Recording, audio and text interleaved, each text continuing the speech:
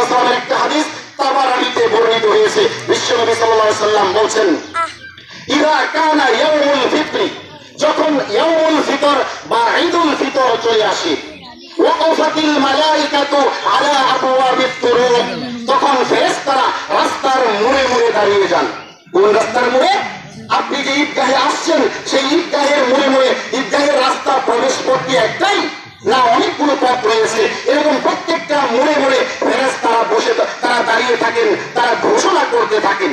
তারা কি বলেন? আল্লাহ নবী বলেন ফানাদাও, তারা বলতে থাকেন উযু ইয়া মাশারাল মুসলিমিন, হে মুসলিম সম্প্রদায়, তোমরা চলে আসো, আল্লাহর দিকে ধাবিত হও, ঈদের সালাতের দিকে ধাবিত হও, আল্লাহর বিধানের দিকে তোমরা ধাবিত হও।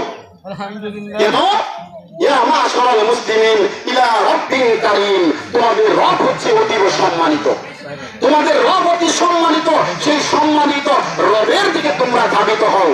তারপর কেন তোমরা ধাবিত হবে? কারণ তিনি তোমাদেরকে অফুরন্ত বরকত দিয়েছেন, তিনি তোমাদেরকে পূর্ববর্তী মাস রমজান মাসে সালাতুল লাইল, কিয়ামুল লাইল আদায় করার, দিনের বেলায় সিয়াম পালন করার, ইফতার সাহরি করার, বিভিন্ন রকমের ফজিলতপূর্ণ ইবাদত পালন করার তৌফিক দিয়ে তোমাদের উপর বড় ইহসান করেছেন।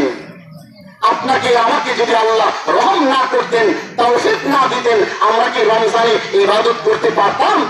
আমরা ইবাদত করতে পারতাম না। এটা মহান রবের অনেক বড় নিয়ামত। এজন্য আল্লাহ নবী সাল্লাল্লাহু আলাইহি ওয়াসাল্লাম বলেন যে তোমরা সেই মহান রবের দিকে ধাবিত হও, যে রব তোমাদেরকে রমজান মাসে ইবাদত করার তৌফিক দান করেছেন। তারপরে আল্লাহ নবী সাল্লাল্লাহু আলাইহি ওয়াসাল্লাম তিনি বলছেন, আজকের দিনে তোমাদেরকে আল্লাহ রাব্বুল আলামিন তিনি পুরস্কার ঘোষণা করছেন।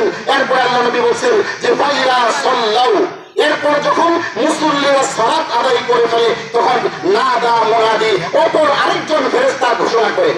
প্রথম তো রাস্তায় মোড়ে মোড়ে ফেরেশতা ঘোষণা করছে তোমরা আসো আল্লাহর দিকে।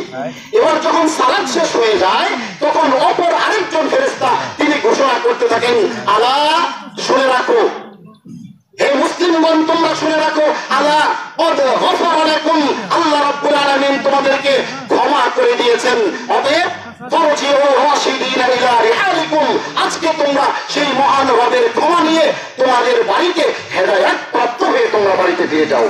সুবহানাল্লাহি ওয়া বিহামদিহি। আজকের দিন হলো ফাহুয়া ইয়াউমুল জাযাইল, আজকের দিন হলো পুরস্কারের দিন। আমরা যারা সালাত আদায় করেছি, আমরা যারা সিয়াম পালন করেছি, রমজানকে আমরা যথোপযুক্ত মর্যাদা দিয়ে পালন করেছি, তাদের জন্য আজকে হলো পুরস্কারের দিন। সম্মানিত হাজরিন, আজকে আমরা পুরস্কার গ্রহণ করব মহান রব থেকে। পুরস্কার হলো মাগফিরাত, ক্ষমা।